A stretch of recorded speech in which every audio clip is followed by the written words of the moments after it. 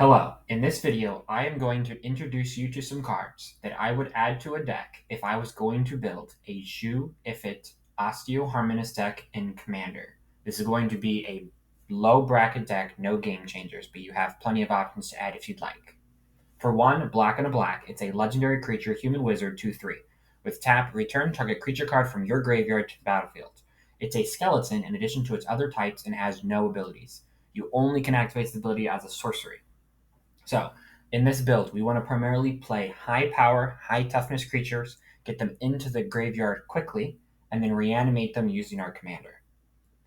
This is the first card that I know of that doesn't say loses all abilities, it says has no abilities. This is a permanent effect for as long as the creature is in play. Even if your commander leaves play, the abilities don't come back. But if you were to blink the creatures, they would still have their abilities. And if you equipped the creatures with something, it would still have those abilities. It doesn't remove all abilities from those creatures. So if you attached an equipment to it that gave it lifelink, that creature would still have lifelink. So let's get into the cards. I want to start off with some really good creatures you can play. For one, you have Phyrexian Dreadnought. It's 1 mana for a trampoline 12/12, typically, and has, whenever it comes into play, sacrifice any number of creatures with total power 12 or more, or bury it. So, but with your commander, this is just a 12/12 that as long as it's in the graveyard, it comes back as a 12/12 skeleton.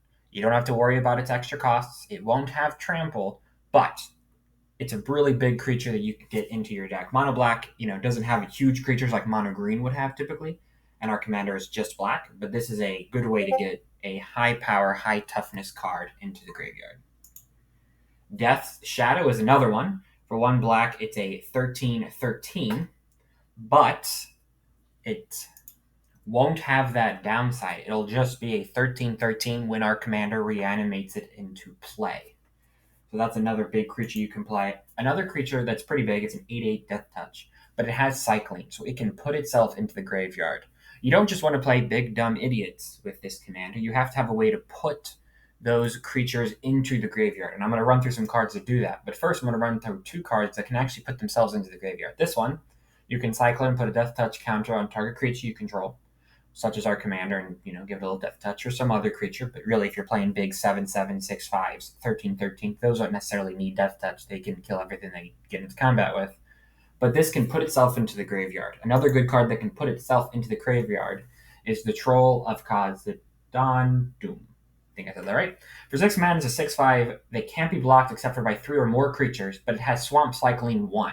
So you can discard this card, search your library for a swamp card, reveal it, and put it in your hand and shuffle.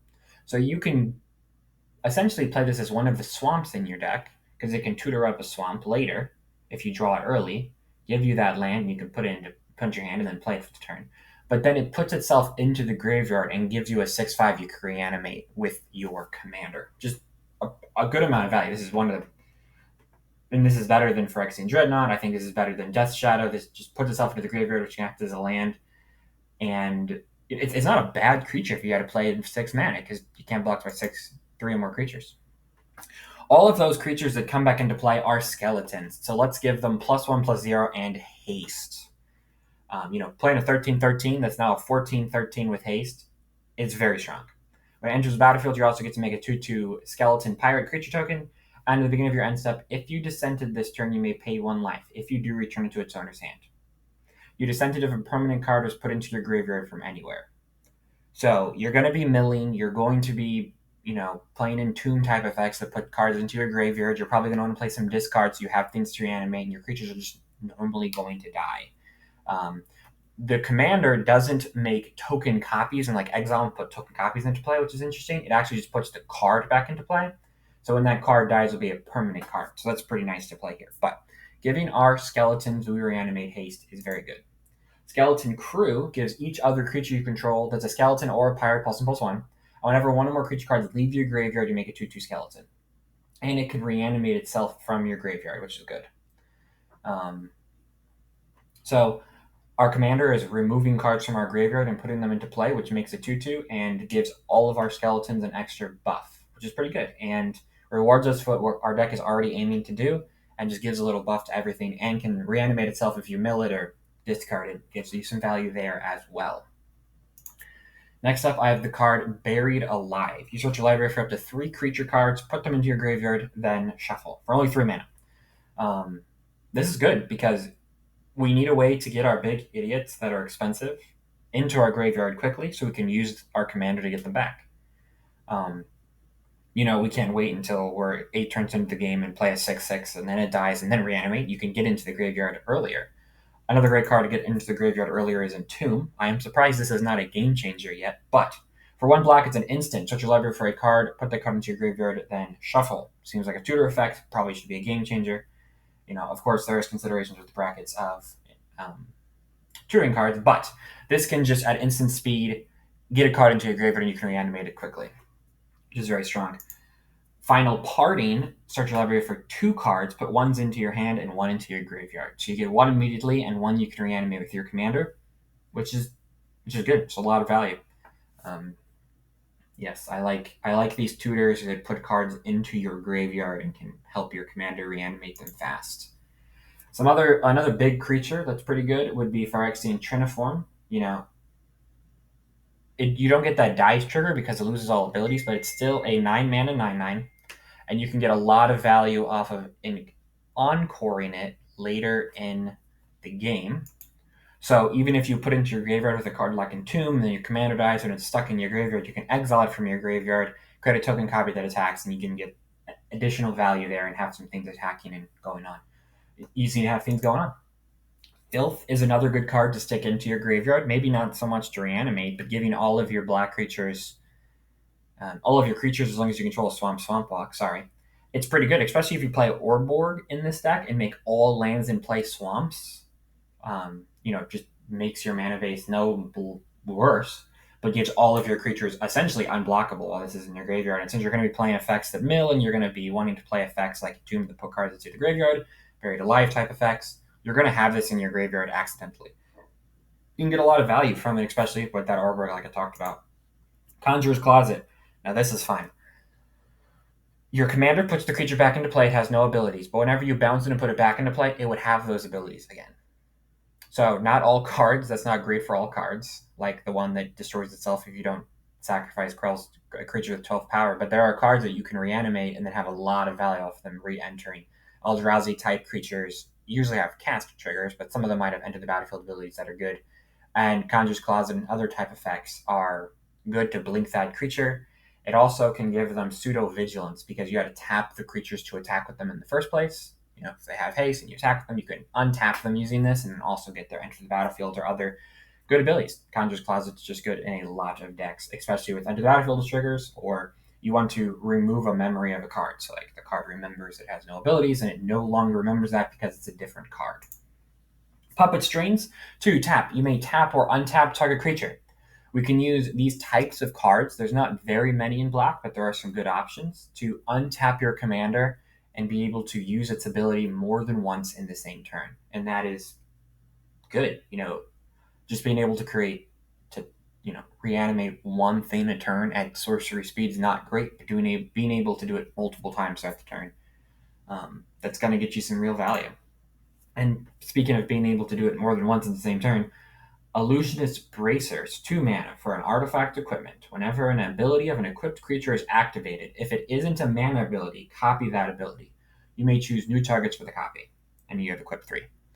So you can reanimate 2 things a turn with the same tapping ability if you have the bracers on the creature, reanimating 2 creatures, and it makes it pretty clear you can choose new cards in your graveyard to target with the copy. So that's a good equipment you can play in the deck. Another good equipment you can play in the deck is Thornbite Staff for 2 mana. It's a tribal artifact. I think that's been eroded to something else. But equipped a creature has 2 tap.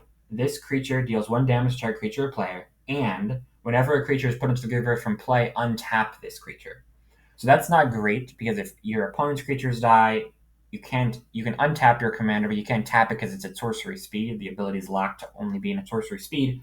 But during your turn, maybe you have some kind of sacrifice combos. It untaps a creature, you reanimate it, sacrifice it to your Phyrexian altar, get a black, and then now you have infinite black mana.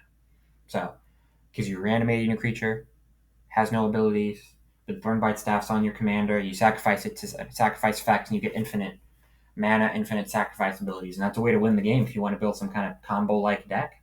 This can be in that deck. And if you don't want it to be a combo deck, it's still a pretty good card.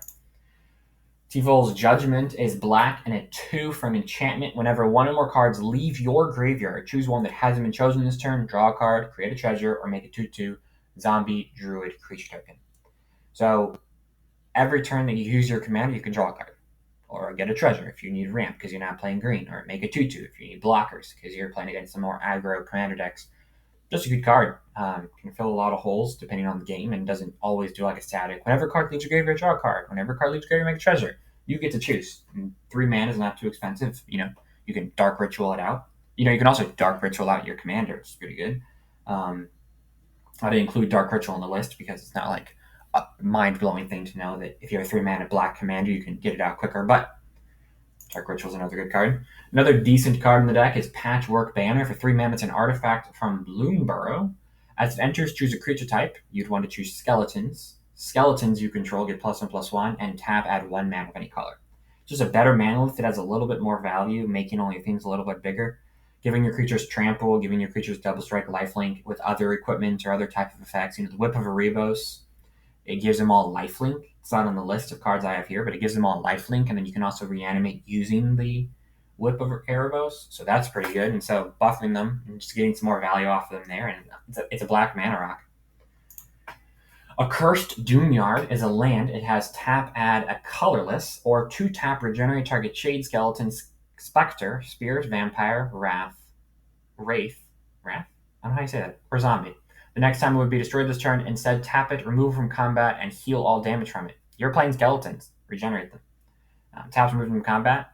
It doesn't get rid of that having no memory effect, but it's a pretty good land. And you're playing just black. You're playing a lot of swamps. You can play a pretty good amount of utility lands. A pretty good land I would also encourage you to think about is Crypt of Agadim. It's a land. This land enters tapped. It has tap, add black, and 2 colorless tap, add black for each black creature card in your graveyard. If you're just playing a bunch of creatures and filling up your graveyard, this can add more mana. It has to get to the point where you have to have 3 black creatures in your graveyard for this to generate the same amount of value. But once you have 4 black creatures, which won't be that hard in a deck that's probably going to be milling itself and discarding cards, and creatures are going to die, it's going to ramp with the game of having you have creatures die.